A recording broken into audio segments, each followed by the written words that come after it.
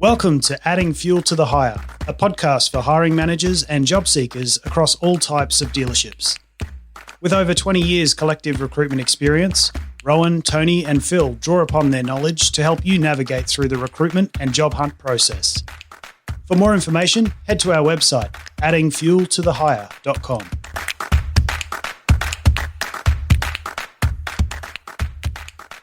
Hello and welcome to another episode of Adding Fuel to the Hire. I'm your host today, Phil, and with me I've got Tony. How are you? I'm good. How are you? I'm good, thank you. So for today's episode, we're going to be talking about the bad stuff. Everything in recruitment, what we like to title Warts All. So give us a bit of an intro. What are we going to be talking about? What does it even mean? Why is it important? Yeah, so warts and all, if you don't know, comes from the analogy, I suppose, of, if someone's covered in warts, you want to talk about all of the bad stuff, not just the good stuff. All too often, particularly in the recruitment process, but in all types of sales processes, I suppose. And it is important to understand that the recruitment process really is just a sales process. All too often, everyone just focuses on all the positive stuff, which is, I suppose, natural for humans to want to do that. But it is really important to focus on the negative side of things, all the bad stuff, as we say, because ultimately, if you don't, particularly, you use recruitment as an example, whether you're the candidate or the employer, you could find yourself 2-3 months in and realize that it's not the match that you thought it was going to be. And, you might have been either party might have been happy for 2 months, but, after 3 months, you're starting again from scratch, and it does do more damage than good in the long run. So, we are talking about both candidates and employers in this one. I think a good place to start is probably just with candidates. And there's a lot more bad stuff, so to speak, than what we're going to cover off on today. We're going to cover off on, I suppose, the three major ones for each category. I'm sure there's plenty more that we've forgotten about. So the first one is employment gaps in your resume. Yeah, that's right. And so with employment gaps in your resume, look, sometimes they're just there, The recurring theme I think you'll see throughout this episode is that we'll advocate for openness and honesty. Yeah. The worst thing that can happen is that you don't say anything and then you leave others to speculate as to why there's this gap in your employment. Were you made redundant or were you fired and then, you just did nothing for a couple of months or whatever it is. So it's easiest to just address it straight away. Make sure you really get out on the front foot on this, because at the end of the day, if you just give an open account of the events and just say, look, I finished up in that role. It was just a very stressful role. I've been in it for a couple of years and I really just needed a break. So I did just take 6 months off. Yeah. And I wasn't in a rush to find a new role because I was lucky enough to have saved up enough money. So I was really in no rush to find a new position. It wasn't that I couldn't find anything or that, I had a couple of jobs where I was only there for 2 weeks sort of thing. So if you're open and honest about it, it's much better received than the alternative. 100%. And I think particularly from an employer's perspective and even from our perspective as a recruiter, it is natural when you're in that position to always assume the worst case scenario. And I think, that's what good recruiters and good employers will do. And it's up to the job seeker to disprove that. And that's ultimately because they're trying to find the best person. So they want to always assume the worst and be disproven to then be able to find the best person. So if you do forget to talk about those gaps in your resume, then you could almost guarantee that the person on the other end is assuming the worst case scenario, which is often, they were terminated and then they couldn't find another job for 4 or 5 months because no one wanted to touch them. You do have to just get it out in the open, talk about it early on in the interview. You touched on one already.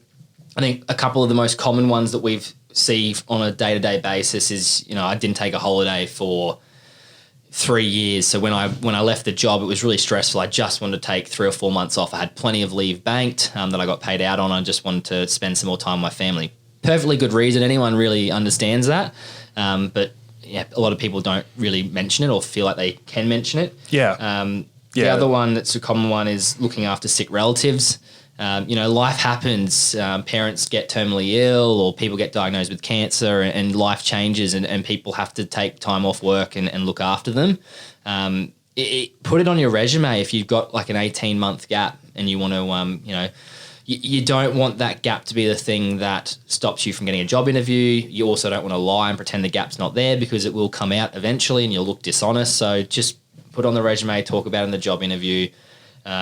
Just be honest. And I think COVID is a really prime example of what we're talking about now. Huge amount of people have been made redundant. The job market's obviously tougher than it's ever been before. So there's going to be a lot of people that, are out of jobs, unfortunately, for 6, 12 months, who knows how long it will be. And they're going to have big employment gaps in their resume. So put on your resume, I was made redundant due to COVID-19 economic restrictions, and job market was tough, spent this time hunting for a job. Yeah, that's right. I think that's probably one of the most common ones we've heard this year. So, the amount of people I've spoken to who said, oh, look, I finished up in my last role towards the end of last year. I thought I'll have Christmas off and, a couple of weeks in January maybe, and then I'll start getting stuck back into it and find a new role. And unfortunately, COVID hit and, they haven't been able to find a role since. And what I think is really important, you touched on it, is to just put it on the resume. Yeah. Write on there why that gap exists. Account for the time. So your resume doesn't necessarily need to be just your employment record.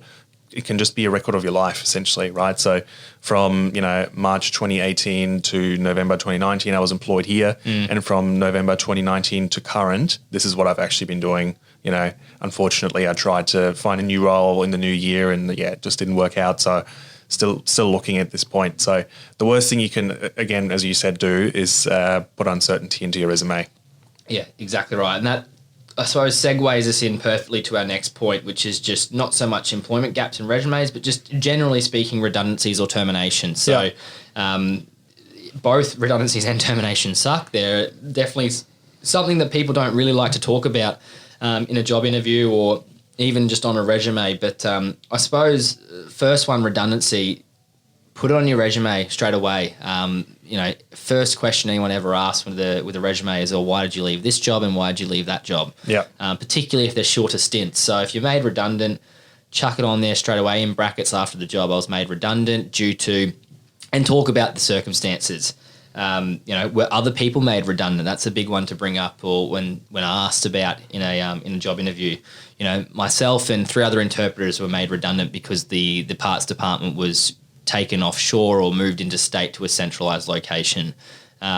Really explain the reasoning, and then also explain, was it just your department that was restructured or was shut down, or was it the whole business that was struggling financially? Paint a bit of a picture, because ultimately, once again, employers are going to, even when they hear redundancy, they're going to assume worst case scenario. Oh, you were made redundant because you were working the sales team, the team wasn't getting enough sales, you were bad at your job, and so they made you and a couple other people redundant. So you really do need to get on the front foot and try to explain the bigger picture. And it can be awkward to do and hard to not do it in a way that it looks like you're just shifting blame to someone else in the business, but you do need to paint that picture and really explain the full extent of it. Yeah, but look, as you said, employers always want to know why someone has left their previous positions or why they're looking to leave.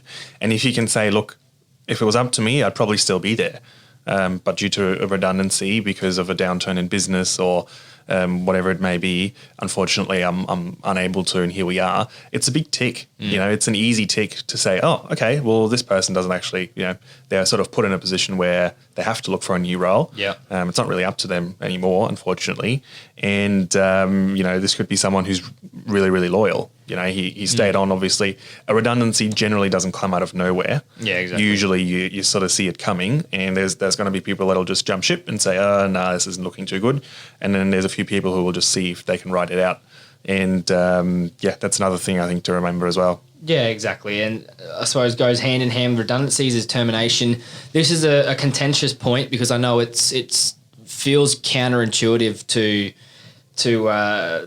do what I'm about to say, basically, but particularly in our industries that are so incestuous and interconnected and everyone knows everyone, the chances are if you've been made terminated or you've been let go, it will get out within the industry and it will probably come back to bite you in the butt in one way, shape or form when you're applying for another job.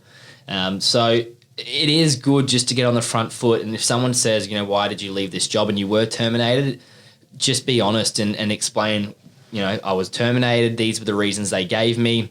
But you need to try and spin it into a positive. So what have you taken away from that termination, and how have you become a better employee since that occurred? Yeah, that's right. And try and be objective about it as well. Try and say, look, the role just wasn't really for me, to be fair. In hindsight, it probably wasn't the right role for me. I had envisioned something else, or whatever the reason was. And, try to give an objective as possible account of the events. The last thing you want to do when you were terminated is to then go into a new interview and badmouth your last employer. Exactly. Yeah. That's pretty much the worst thing you can do, because they go, okay, well, you're already terminated and now you're speaking ill of them. Yeah. Which, look, I can understand from a personal and emotional perspective. Yeah. It's not a very nice thing. But try and be as objective about it as possible, because it just shows that you've grown from it, as you said, and you've learned something from it.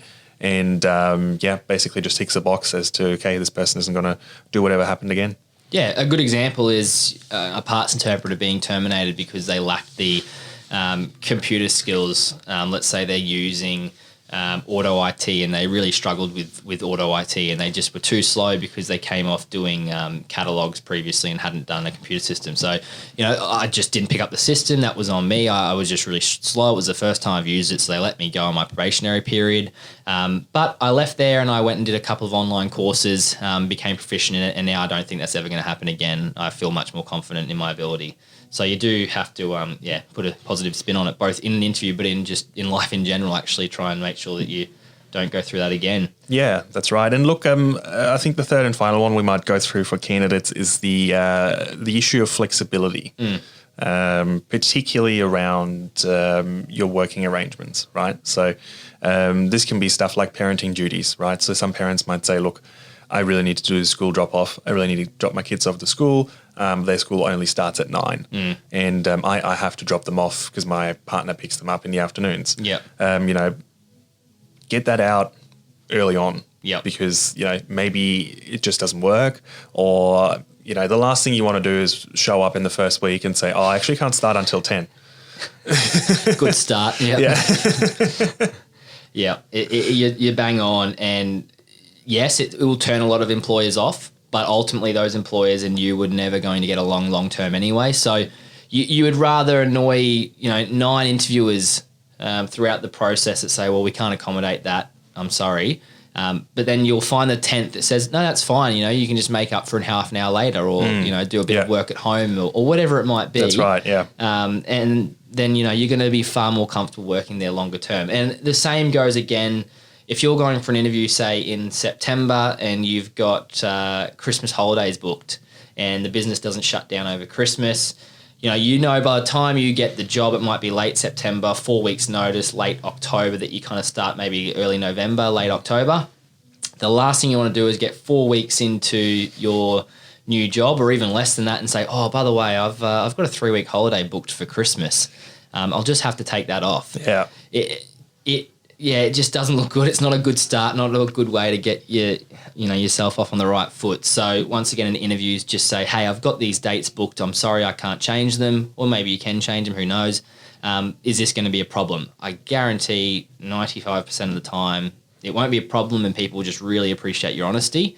But yeah, it just avoids that negative look, I suppose, when you go into a new job. Yeah, that's right. And I'd probably mention that towards the end of the interviews. Still in the interview process, but probably towards the end. I personally, I would find it a bit odd if someone straight away told me, by the way, I can't work. Yep.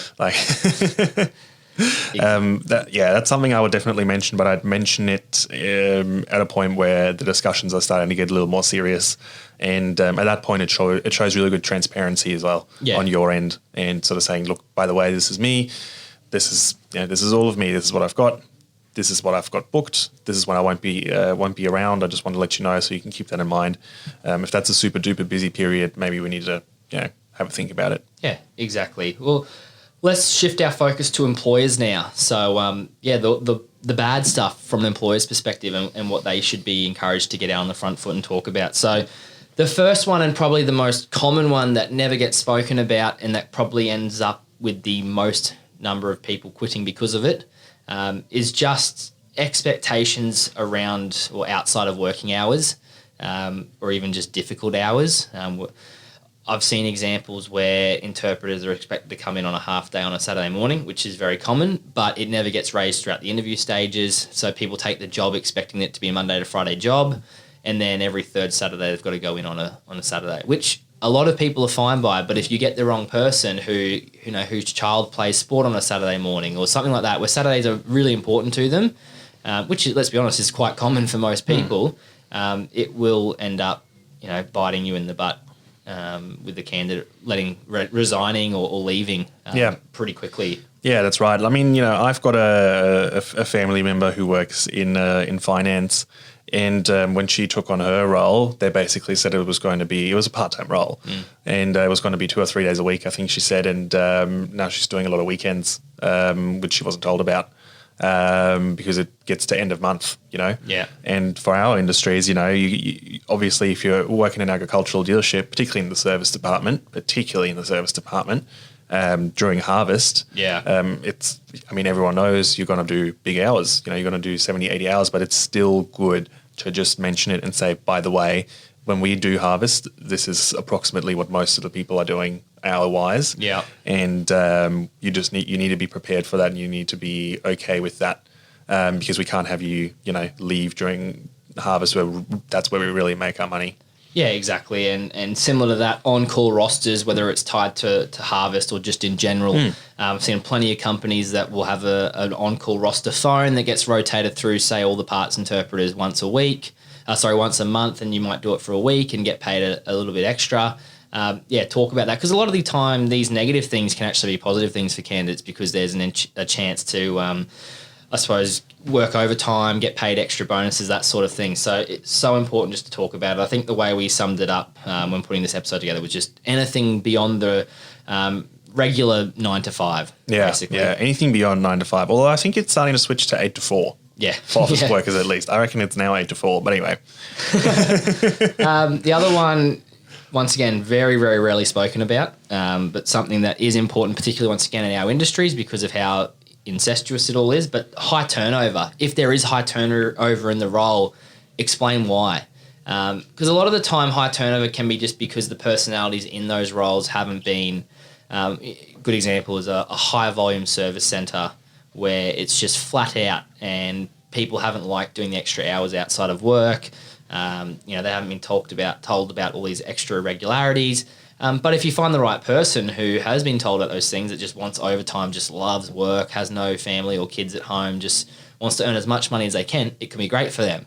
So talking about why you've had the higher turnover is good, because you can actually find out more about the candidate and where they sit into that, and once again, decreases your likelihood of it, turning bad once you've actually hired someone. Yeah, that's right. I think speaking about that for an employer does two things. The first thing it does is it shows transparency, and it sort of shows, look, I want to be honest with you.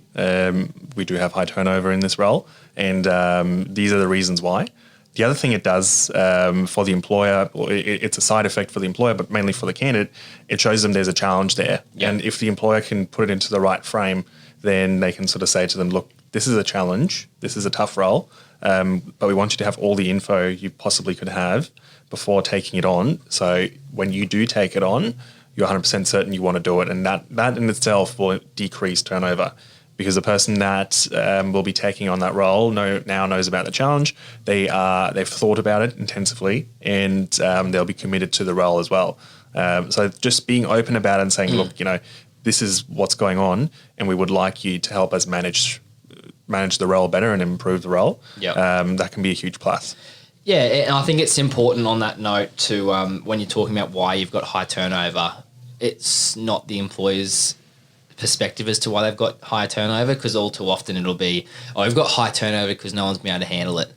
You actually have to sit down with everyone that has resigned and find out, why you're resigning, what are the reasons, and actually document them and make sure you're trying to improve on that. So when you are talking to people, it's an objective opinion about why there's actually been high turnover and what is the business doing to accommodate that and improve on it in the future. Yes, we know we've had high turnover in the past. Just hours have been too much. So what we've decided to do now is we've started to implement an on-call roster where that will be the load will be shared around a little bit. So we don't see that as a problem moving forward.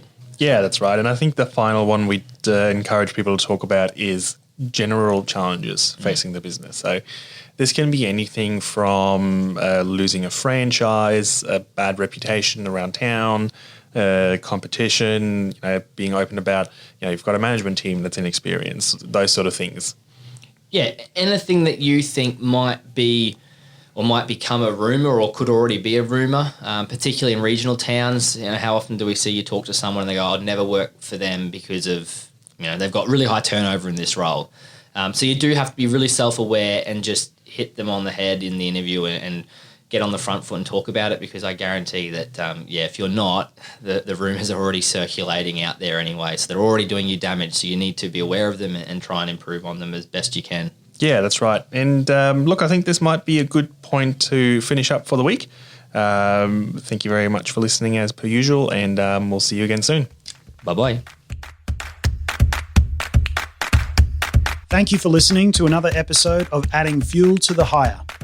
If you have any questions or you'd like to hear us talk about a particular topic, why not send us an email at podcast@addingfueltothehire.com. If you like what we do and would like to support our podcast, please leave a review on your podcasting app of choice. For further information, please visit our website, addingfueltothehire.com.